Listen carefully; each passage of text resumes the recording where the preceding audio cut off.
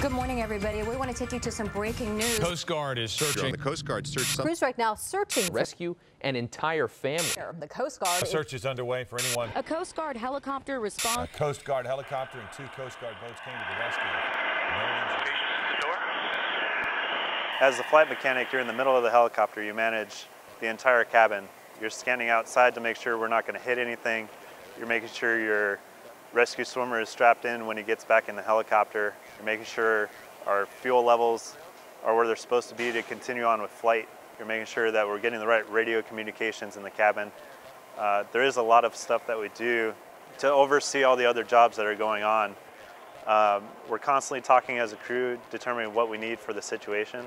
It doesn't feel like we have 3 separate jobs where the swimmer's job is just to get down there and help the survivor, and that's my job to pick him up, and it's the pilot's job to fly the helicopter.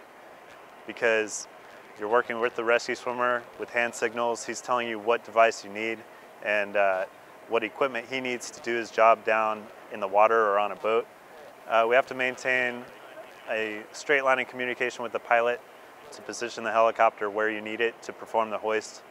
When we start to move the helicopter in to pick somebody up, the pilot can't see what's going on underneath the helicopter or back behind the helicopter. Because the flight mechanic's at the door and we're hanging out and we have a better view, we're literally telling the pilot where to fly.